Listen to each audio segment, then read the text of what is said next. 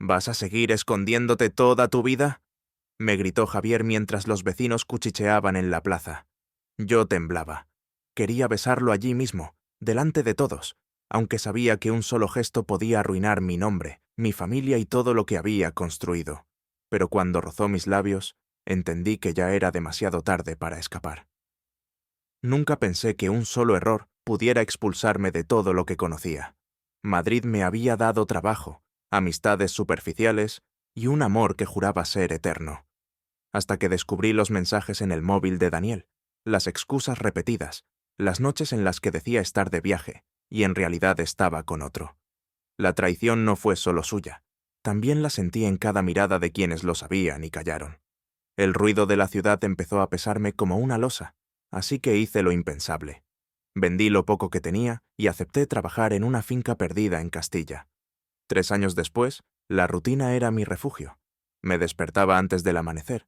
Recorría los campos con la única compañía del viento y los animales.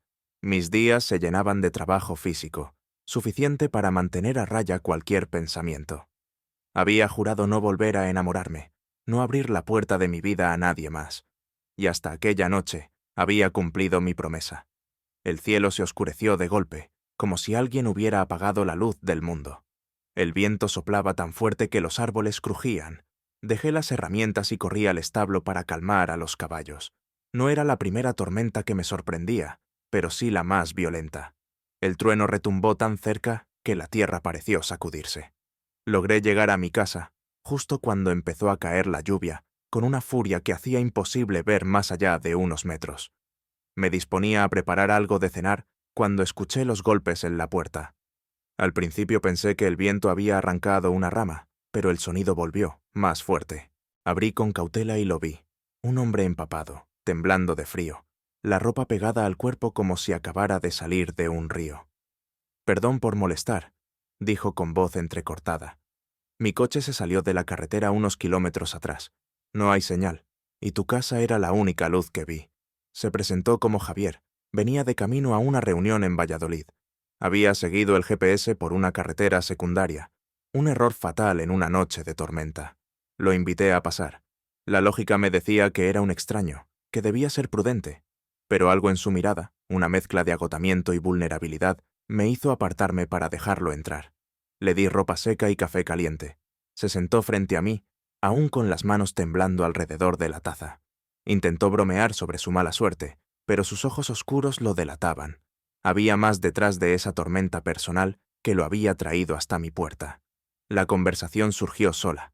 Descubrí que él también arrastraba un pasado roto. Me habló de un compromiso que nunca llegó a ser boda, de expectativas familiares que lo habían ahogado. No era el ejecutivo seguro de sí mismo que todos verían en una sala de juntas, sino un hombre que empezaba a dudar de todo lo que había construido. Por primera vez en años, me vi reflejado en alguien. En sus silencios reconocí los míos. En sus gestos contenidos, la misma necesidad de huir de un mundo que no perdona la debilidad. La tormenta afuera parecía menor comparada con la que se arremolinaba en mi pecho. Un trueno nos hizo sobresaltarnos a ambos. Javier derramó un poco de café sobre su camisa. Me acerqué para ayudarlo a limpiar la mancha y nuestras manos se rozaron. Fue un instante breve, pero suficiente para sentir cómo se resquebrajaba el muro que había construido alrededor de mí. «Gracias por dejarme quedarme», murmuró. Asentí, intentando ocultar lo que esa frase había despertado. Le mostré la habitación de invitados. Cuando cerré la puerta detrás de él, apoyé la frente en la madera fría. Llevaba 3 años huyendo de todo lo que podía hacerme daño, y en apenas unos minutos, la presencia de un desconocido había encendido un miedo distinto, el de volver a sentir. Esa noche no dormí. Afuera la tormenta golpeaba sin descanso, pero era el silencio de la casa lo que más me inquietaba. Javier estaba a pocos pasos, separado por un pasillo. Sabía que si cruzaba esa distancia, nada volvería a ser igual. Y lo peor de todo es que, por primera vez en mucho tiempo, no estaba seguro de querer detenerme. El amanecer llegó cargado de silencio tras la tormenta. Me sorprendió encontrar a Javier despierto en la cocina, preparando café como si llevara toda la vida en aquella casa. Su presencia, lejos de incomodarme, tenía algo perturbador. Rompía la rutina que me había mantenido a salvo durante años. Dormí poco, admitió. El ruido del viento no me dejó cerrar los ojos. Le respondí con una sonrisa breve, evitando quedarme demasiado tiempo en su mirada. No quería que notara lo mucho que me desestabilizaba. Cuando salimos al exterior, los caminos seguían cubiertos de barro. Le expliqué que la carretera principal tardaría un par de días en abrirse. No mostró impaciencia. Al contrario, parecía aliviado. Lo invité a acompañarme en mis tareas y aceptó sin dudar. En el establo, observaba cada movimiento con curiosidad. Le enseñé a cepillar a los caballos, a calmar su nerviosismo tras la tormenta. Al principio sus manos temblaban, pero poco a poco se fue soltando. El sonido de su risa mientras un caballo le olfateaba la palma resonó en el espacio como algo que llevaba tiempo esperando escuchar. «Hace años que no me siento tan vivo», dijo, apoyándose en la cerca. Sus palabras me atravesaron. Yo también había sentido esa extraña ligereza en su compañía, y me aterró reconocerlo. No quería que aquel hombre, que en unos días volvería a su vida en la ciudad, se convirtiera en otra herida más. Compartimos un almuerzo improvisado con pan y fruta bajo el cobertizo. La conversación se volvió más personal. Me contó que de niño quería ser fotógrafo, pero había acabado siguiendo el camino que su familia le marcó. Yo hablé, casi sin darme cuenta, de la traición que me había empujado a empezar de nuevo en la finca. Javier escuchaba con atención, sin juzgar, como si comprendiera demasiado bien ese tipo de heridas. El tiempo parecía correr distinto a su lado.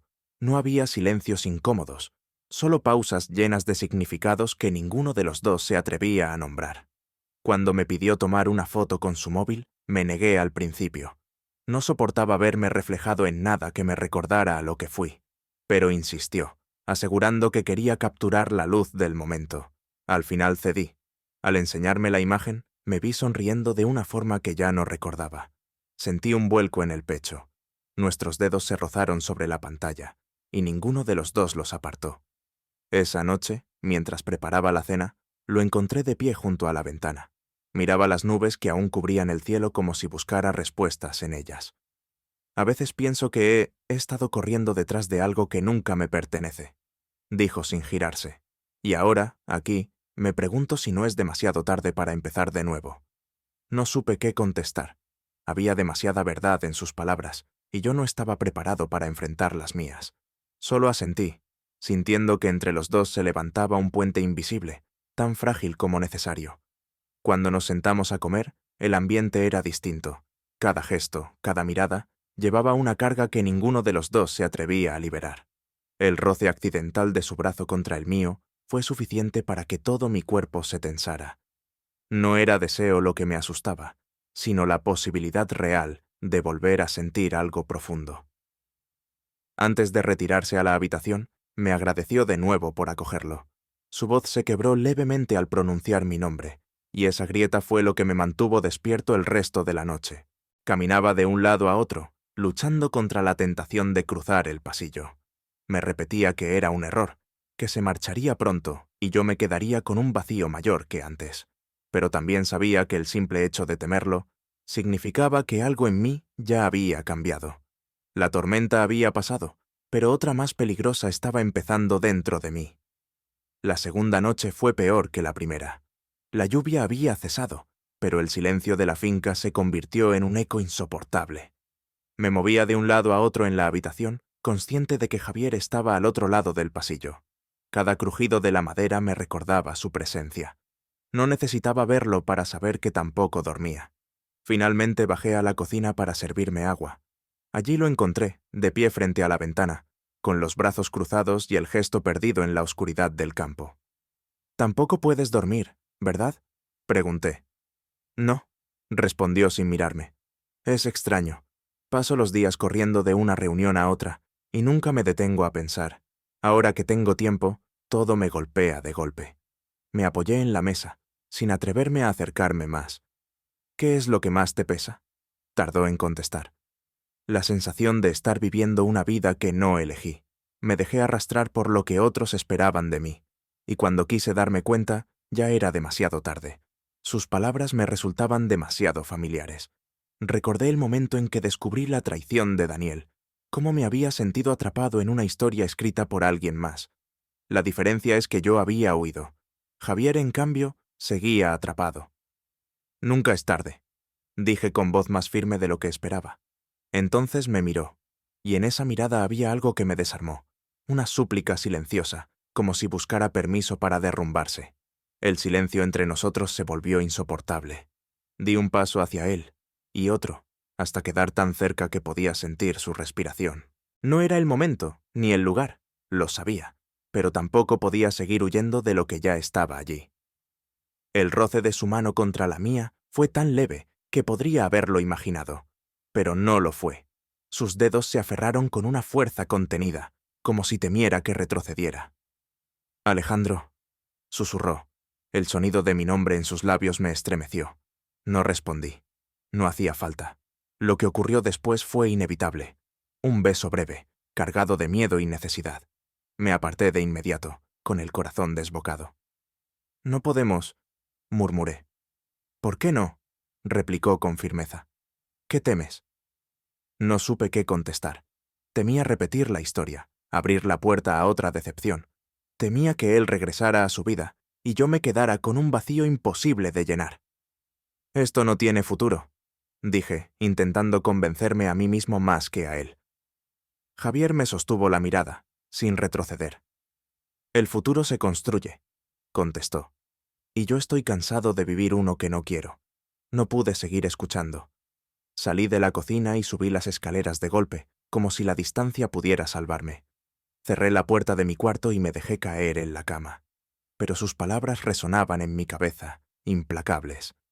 Al amanecer, intenté volver a la rutina. Salí a revisar las cercas, pero la concentración era imposible. Cada rincón de la finca me recordaba a Javier. Su risa del día anterior, su mirada en la cocina, el beso que aún ardía en mis labios. Cuando regresé, lo encontré esperándome en el porche. No sonreía. «No quiero ser una carga», dijo. «Si lo prefieres, puedo marcharme a pie hasta el pueblo». «No digas tonterías, no llegarías ni a mitad del camino con este barro». Guardamos silencio. La tensión era insoportable. Yo quería pedirle que se quedara, que no se alejara, pero el miedo me ataba la lengua. Él rompió el silencio. «Dime la verdad, Alejandro. ¿De verdad no sientes nada?». Tragué saliva. Negarlo habría sido una mentira demasiado evidente. «Lo siento, y por eso mismo es peligroso». Su expresión se endureció. Peligroso es seguir viviendo sin sentir nada. Me dejó solo con esas palabras y entró en la casa. Yo permanecí allí, de pie, mientras el viento agitaba los árboles. La tormenta había terminado, pero el conflicto apenas comenzaba. La mañana siguiente comenzó con un silencio incómodo. Javier evitaba mi mirada, y yo fingía estar demasiado ocupado con las tareas de la finca. La tensión era evidente, como si ambos esperáramos que el otro rompiera la barrera levantada la noche anterior. Después del desayuno, insistió en acompañarme al pueblo más cercano para comprar provisiones. El camino estaba aún embarrado, pero transitable. Acepté, pensando que el aire fresco aliviaría la presión que sentía en el pecho. No imaginaba que ese viaje cambiaría todo. Llegamos a la pequeña tienda del pueblo. Al entrar, percibí enseguida las miradas curiosas de los vecinos. La gente del lugar rara vez veía rostros nuevos, y mucho menos a alguien como Javier, tan fuera de contexto en aquel entorno. Intenté ignorarlo, pero los susurros comenzaron casi de inmediato. Mientras pagaba, una mujer conocida por su lengua afilada me lanzó una sonrisa irónica. «¿Y este quién es, Alejandro?», preguntó, con voz lo bastante alta para que todos escucharan. «Un amigo que se quedó atrapado por la tormenta», respondí con calma. Ella arqueó las cejas, disfrutando del murmullo que se propagó entre los presentes. Javier permanecía a mi lado, serio, consciente de la atención que despertaba. No añadió nada, pero la incomodidad se leía en su postura. De regreso a la finca, el silencio pesaba más que antes. Yo conocía demasiado bien ese tipo de comentarios. Una chispa bastaba para encender rumores que podían destruir reputaciones en un lugar donde todo se juzga. «No tienes por qué dar explicaciones de mí», dijo Javier finalmente, rompiendo el silencio. «Aquí las cosas no funcionan así», respondí con amargura. «La gente habla, y lo que dicen pesa más que la verdad. ¿Y vas a vivir siempre con miedo de lo que otros piensen? No contesté. Sabía que tenía razón, pero reconocerlo significaba aceptar que llevaba años escondiéndome. Por la tarde, mientras reparaba una valla, Javier recibió una llamada. Vi cómo su gesto cambiaba al ver el número en la pantalla. Contestó con voz tensa, alejándose unos pasos, pero el tono elevado de la conversación me alcanzó. No, no volveré mañana. No entiendes. Necesito tiempo. No, no es asunto tuyo. Colgó bruscamente. Cuando regresó, su rostro estaba endurecido por una mezcla de rabia y tristeza. Era mi ex, explicó. Quiere que regrese a Madrid, como si nada hubiera pasado. Lo observé en silencio.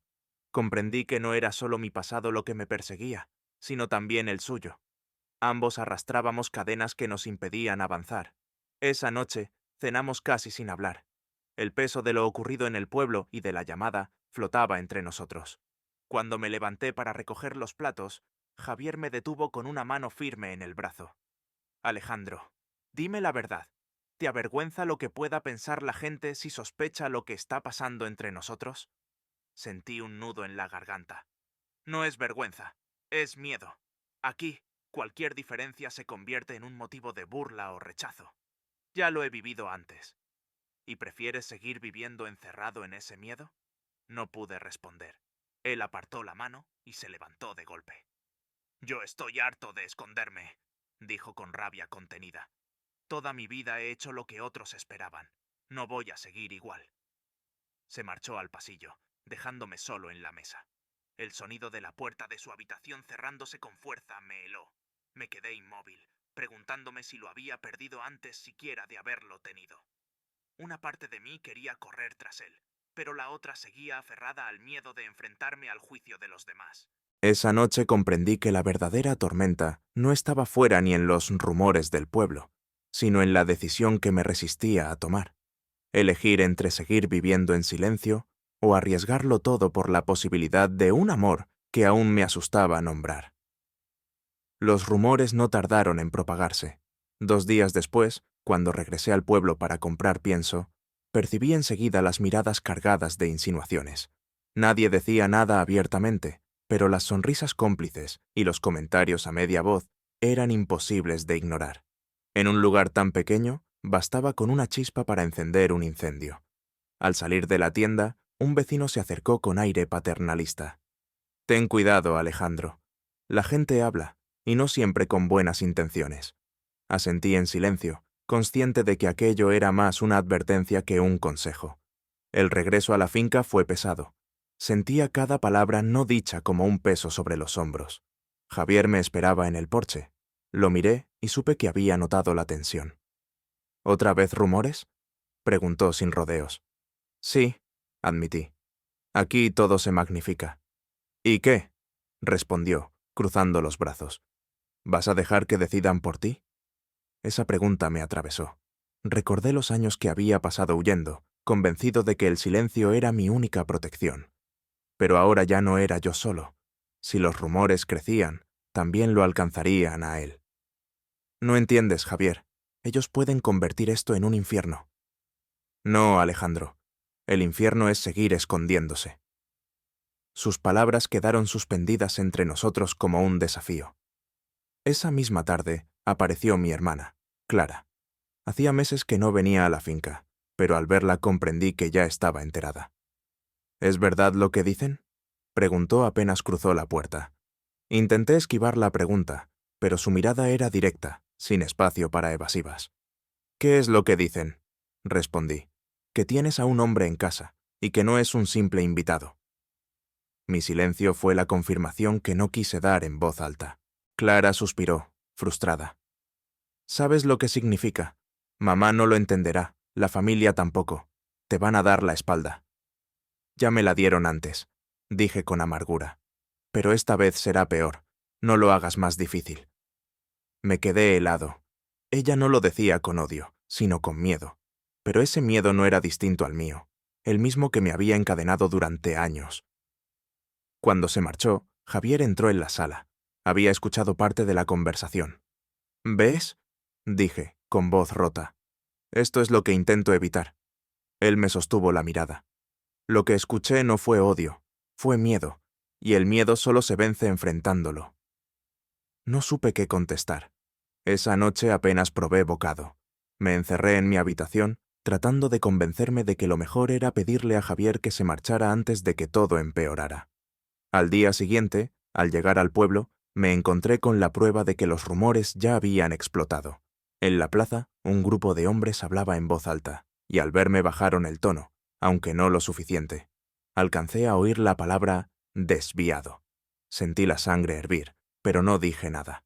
Seguí caminando, con la mandíbula apretada. De vuelta a la finca, Javier notó mi furia contenida.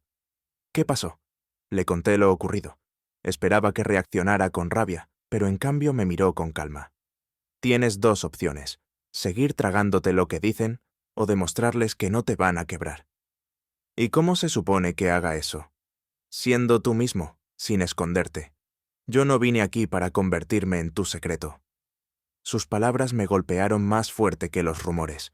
Me di cuenta de que lo que más temía no era el pueblo ni la familia, sino perderlo a él por cobardía. Esa noche, mientras el silencio cubría la finca, comprendí que el tiempo de huir había terminado. Si quería un futuro con Javier, debía estar dispuesto a enfrentarlo todo, incluso al pueblo entero. Y por primera vez en años, la idea de luchar ya no me paralizaba, me daba fuerzas.